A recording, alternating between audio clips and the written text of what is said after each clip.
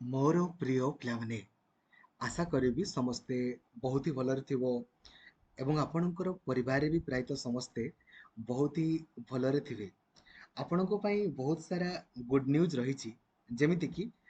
ଆଗାମୀ ବର୍ଷ ପାଖରୁ ମାନେ 2025 ପାଖରୁ ଆପଣମାନେ ଦୁଇଥର ଆପଣଙ୍କର ଆଡମିସନ କରିପାରିବେ। ବର୍ତ୍ତମାନ ଆପଣ ଦେଖିଥିବେ ଯେତିକି ବି ଆମର ଡିଷ୍ଟାନ୍ସ ଏଜୁକେସନ ଆପଣଙ୍କର ହେଇଗଲା, ତାହା ଇଗ୍ନୁ ଆପଣଙ୍କର ହେଇଗଲା କିମ୍ବା OSOU, ବର୍ତ୍ତମାନ ତ ଆଡମିସନ ଚାଲିନି OSOU ରେ, OSOU ଆପଣଙ୍କର NIOS ଏମାନଙ୍କର ଏଥିରେ ଆପଣମାନେ ବର୍ଷକୁ ଦୁଇଥର ଆଡମିସନ କରିପାରନ୍ତି, ରାଇଟ୍। କିନ୍ତୁ ଯଦି ଆମେ ଗଭର୍ଣ୍ଣମେଣ୍ଟ କଥା କହିବା, ଗଭର୍ଣ୍ଣମେଣ୍ଟରେ ଯୋଉ ଆପଣଙ୍କର +3 ଆଡମିସନ ହୁଏ କିମ୍ବା ଆପଣଙ୍କର PG ହୁଏ କିମ୍ବା ଆପଣଙ୍କର BEd ହୁଏ, ବର୍ଷକୁ କେବଳ ଥରେ ମାତ୍ର ହୁଏ। ଜୁନ ମାସରେ ଆପଣଙ୍କର ସେଇ ଫର୍ମ ଫିଲଅପ ବଗେରା ହୁଏ, ଜୁଲାଇ ଅଗଷ୍ଟ ବେଳକୁ ଆପଣଙ୍କର ଆଡମିସନ ହୁଏ। କିନ୍ତୁ ଆପଣମାନଙ୍କ ପାଇଁ ଗୁଡ୍ ନ୍ୟୁଜ୍ ହେଉଛି ଏଇଆ,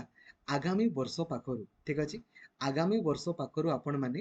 ଦୁଇଥର ଲେଖାଏଁ ଆପଣଙ୍କର ଆଡମିସନ କରିପାରିବେ। ଦୁଇଥର ଆପଣଙ୍କର ପରୀକ୍ଷା ହବ, ଦୁଇଥର ଆପଣମାନେ ଆଡମିସନ କରିପାରିବେ। ମାନେ ଧରାଯାଉ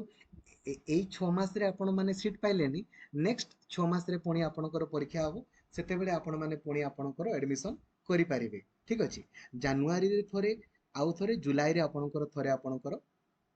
ଆଡମିସନ ହବ। ଠିକ ଅଛି, ତ ଲାଇକ୍ ଆଉ ସେୟାର କରିକି ସବୁ ସାଙ୍ଗମାନଙ୍କୁ ବି ଜଣେଇ ଦିଅନ୍ତୁ, ଯୋଉଦ୍ୱାରା କି ଓଡ଼ିଶା ସାରା ସବୁ ସାଙ୍ଗମାନେ ବି ଆପଣଙ୍କର ଜାଣିପାରିବେ ଏବଂ ଉପକୃତ ହେଇପାରିବେ। ଚ୍ୟାନେଲକୁ ନୂଆ ଅଛନ୍ତି ଦେନ୍ ଏବେ ହିଁ ସବସ୍କ୍ରାଇବ କରିକି ଅଲ୍ ନୋଟିଫିକେସନକୁ ବି ଆପଣ ଅନ୍ କରିଦେବେ। ଯେମିତି ଆପଣ ଜାଣିଥିବେ ଯେ ବିଏଡର ଅନଲାଇନ ଆପ୍ଲାଏ ଅଲରେଡି ଆପଣଙ୍କର ସରିଯାଇଛି।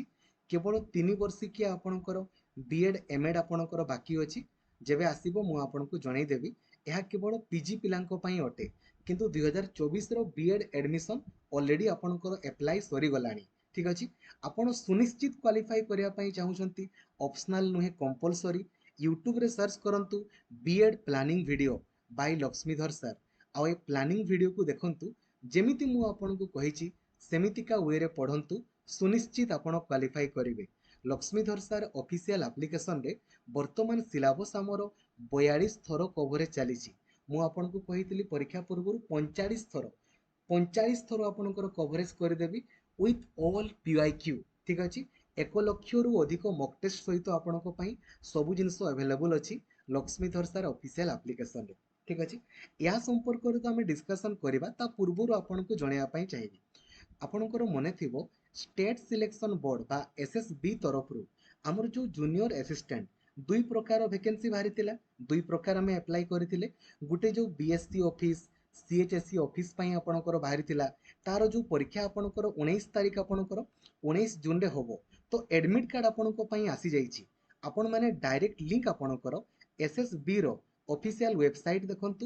ssbodisha.ac.in କୁ ଗଲା ପରେ ଦେଖିପାରୁଛନ୍ତି ଏଇଟା ଆପଣଙ୍କର ଆଡମିଟ କାର୍ଡ। ୟା ଉପରେ କ୍ଲିକ୍ କରିକି ଆପଣମାନେ ଡାଉନଲୋଡ କରିଦେବେ ଏବଂ ଓଡ଼ିଶାର ସବୁଠାରୁ ବଡ଼ ଟେଲିଗ୍ରାମ ଗ୍ରୁପ ରହିଛି ଆମର ଓଡ଼ିଶା ଟିଚର ଆସୋସିଏସନ, ଯୋଉ ଗ୍ରୁପରେ 1,90,000ରୁ ଅଧିକ ପିଲା ଅଛନ୍ତି। ସେଇ ଗ୍ରୁପରେ ଜଏନ ହେବେ। ଆପଣ କୌଣସି ବି ଫେକ୍ ଗ୍ରୁପରେ ଜଏନ ହେବେନି, ଯୋଉଦ୍ୱାରା କି ପ୍ରତ୍ୟେକଟି ଇନଫର୍ମେସନ ସର୍ବପ୍ରଥମେ ଆପଣ ପାଇପାରିବେ। ଯଦି ଆପଣ ହ୍ୱାଟ୍ସଆପ ୟୁଜ୍ କରୁଛନ୍ତି 8895154969, এই ନମ୍ବରରେ ଖାଲି ଆପଣ ହାଇ ଲେଖିଦେବେ, ଆପଣଙ୍କୁ ହ୍ୱାଟ୍ସଆପ ଗ୍ରୁପ, ଟେଲିଗ୍ରାମ ଗ୍ରୁପ ତଥା ପର୍ସନାଲି ମେସେଜ କରିବାର ଲିଙ୍କ ମଧ୍ୟ ଆପଣଙ୍କୁ ମିଳିଯିବ। ଠିକ ଅଛି, ତ ସାଙ୍ଗମାନଙ୍କୁ ଜଣେଇଦେବେ ୟାକୁ ଡାଉନଲୋଡ କରିଦେବା ପାଇଁ। ଠିକ ଅଛି, ଆସନ୍ତୁ ଆଗ ଡିସ୍କସନ କରିବା ଯେ ଆଗ ଏଇ ଯୋଉ ବିଏଡ ର ହେଲା, ଦେଖନ୍ତୁ ଏବେ ପିଲାମାନଙ୍କର ଆଗ୍ରହ କାହିଁକି ବିଏଡ ପାଇଁ ଆପଣଙ୍କର ରହୁଛି। ଦେଖନ୍ତୁ ମେଡିକାଲ ପଢିବା ପାଇଁ ଯେତିକି ସିଟ୍ ଥାଏ ତାର 22 ଗୁଣ ପିଲା ଆପ୍ଲାଏ କରୁଛନ୍ତି, କିନ୍ତୁ ଆମର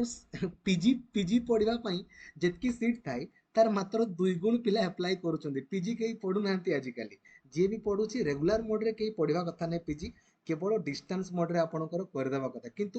ବିଏଡ ପାଇଁ 38 ଗୁଣା ପିଲା ଆପ୍ଲାଏ କରିଛନ୍ତି, ମାନେ ଗୋଟେ ସିଟ୍ ପାଇଁ 38ଟା ପିଲା। କାହିଁକି ନା ବିଏଡ କଲା ପରେ ନା, ଦେଖନ୍ତୁ ନର୍ମାଲି ଗୋଟେ ପିଲା କୋଉ କୋର୍ସ କରିବା ପାଇଁ ଚାହିଁବ, ଯୋଉ କୋର୍ସ କଲା ପରେ ତାକୁ ଚାକିରି ମିଳିଯିବ, ରାଇଟ୍। ସିଟି କଲା ପରେ ପୂର୍ବରୁ ସାଙ୍ଗେ ସାଙ୍ଗେ ଚାକିରି ମିଳିଯାଉଥିଲା ସିଟି କୋର୍ସ ପରେ, କିନ୍ତୁ ବର୍ତ୍ତମାନ ସିଟି କୋର୍ସ କଲା ପରେ ସାଙ୍ଗେ ସାଙ୍ଗେ ତ ମିଳୁନି। ବିଏଡ ପରେ ଆପଣଙ୍କୁ ସାଙ୍ଗେ ସାଙ୍ଗେ ମିଳିବନି, କିନ୍ତୁ ମିଳିବ। ମନେ ରଖନ୍ତୁ, ଟିଚିଂ ଲାଇନ ଏଗୁଡା ଏମିତିକା ଲାଇନ,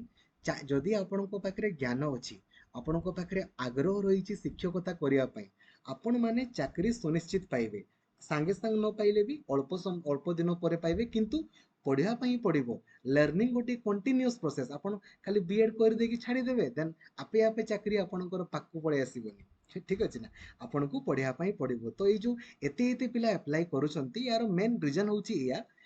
एप्लाई सिना करूछंती पढ़ा पिला बहुत कम जी पढ़ा पिला जी प्लानिंग अनुसार पढ़ुची से सुनिश्चित आपणकर क्वालिफाई करिवो डाउट ही नाही एवं यार मेन रीजन होची चाकरी बीएड कला परे आपणकर चाकरी बहुत इजीली मिली जाउची इजीली इन द सेंस पढ़िया पई पड़िबो आग्रह थिले मिली जाउची ठीक अछि इन कंपैरिजन टू अदर्स माने जदि आपण पीजी करिवे गुटे पिलाटा पीजी कोन पई रेगुलर 2 वर्ष खाली सेही आपण माने कोन कहि बापा मांकर खाली टंका खाली अधिक होउची अरे भाई एपटे डिस्टेंस रे रेगुलर रे बीएड करिदेले डिस्टेंस रे आपणकर पीजी करि दियंतु मिनिमम 6 मास खंडे गैप रखि दियंतु बीएड भी कंप्लीट पीजी भी कंप्लीट सब जिंस आपणकर ओके ठीक अछि तो आपणको पई गुड न्यूज संपर्क रे आगो डिस्कशन करबा आसंतु हमरो वर्तमान यूजीसी रो चेयरमैन अछंती मामिदाला जगदेश कुमार से गतकाली आपणकर या पर घोषणा कले यूजीसी तरफ रो या जे वर्तमान भारत रे हमरो 2 थर आपणकर एडमिशन हे पारिबो ट्वाइस ठीक अछि आपण कहिबे सर 2 थर तो पूर्वरु भी थिला पूर्वरु को मानकर थिला जेतकी भी डिस्टेंस गोडा जेमिति कहली इग्नू हे गला आपणकर ओएस ओयू हे गला एथिरे आपण माने वर्ष को 2 थर एडमिशन करि पारुथिले किंतु वर्तमान बाकी जो यूनिवर्सिटी सब रहिला आपण माने जो +3 एडमिशन करूछंती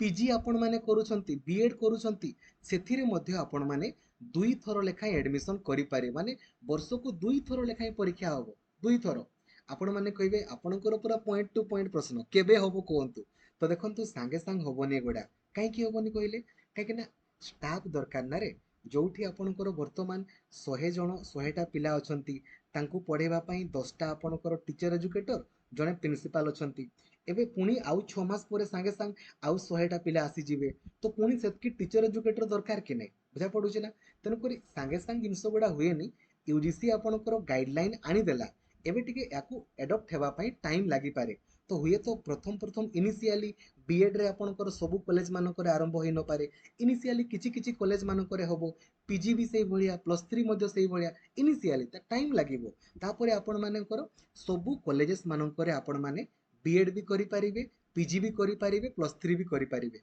वर्तमान देखंतु किछि मेनली किछि किछि पिला माने एक रे एथिरे बेनिफिट कोन देखंतु प्रथम कथा हमर ओडिसा रे कंपटीशन बहुत अधिका खास करी कि बीएड रे आपण मानकर सीट मिलेनी प्रथम रे धरा जो जून रे मिललानी देन डिसेंबर बेल को आपणकर मिली जिवो बुझा पडुची सेम जिंस आपणकर 2 थर परीक्षा आले आपणकर पाइबार पॉसिबिलिटी मध्ये आपणकर बढ़ुची ना तापरे धरा जो किछि किछि पिलांकर बैक लागि जाउची से माने एडमिशन करि पारु नाहंती सेमन को मध्ये आ गुटे सुजोग मिली जाउची आपणकर एडमिशन करिवार सेही भलिया तो एटा बहुत ही भलो एटा यूजीसी माने बुझी पारुछन्ते ना +3 पीजी बीएड ए सब रे ही आपणकर इंप्लीमेंट हबो तो आपण को टिके वेट करिया पई पडिबो एई वर्ष तो ओडिसा रे हेबा हो नाही ए वर्ष आपणकर ओडिसा रे होउनी बट अपकमिंग ईयर मानकर आपणकर हबो गाइडलाइन ऑलरेडी आपणकर यूजीसी तरफ रु इशू करि दिया हिची ठीक अछि हला आपण मानको पई यह गुड न्यूज अटे ठीक अछि तो आपण माने काइंडली पढ़ा पढ़ी करंतु जेहेतु आपणकर ऑलरेडी ऑनलाइन अप्लाई वर्तमान सरी जाईची 15 तारिख दिन आपणकर एडमिट कार्ड आसीबो 15 जुलाई रे 24 जुलाई आपणकर बीएड बीएचडी परीक्षा हबो ऑफलाइन मोड रे 25 जुलाई एमएड परीक्षा हबो आउ आपण माने धरा जो caste certificate resident certificate income certificate upload करि नाहंती ग्रेजुएशन मार्क्स अपलोड करि नाहंती तो 15 जुलाई रु 22 जुलाई मध्य रे आपण मान ताकू अपडेट करि देबे ठीक अछि सिलेबस वाइज नोट्स करंतु सिलेबस वाइज लास्ट 9 वर्ष रे जहां भी क्वेश्चंस पडिछि ताकू लेखि लेखि प्रैक्टिस करंतु सरिला परे आपण माने मॉक टेस्ट को बारंबार बारंबार दियंतु 1 लाख रु अधिक आपण को पई मॉक टेस्ट अवेलेबल करि दिया हिची ठीक अछि आगो प्लानिंग वीडियो को आपण माने देखिबे देन पढ़ा आपणकर आरंभ करिवे ठीक अछि थैंक यू जय जगन्नाथ धन्यवाद सब सांग मानकु भी जणाई दियंतु।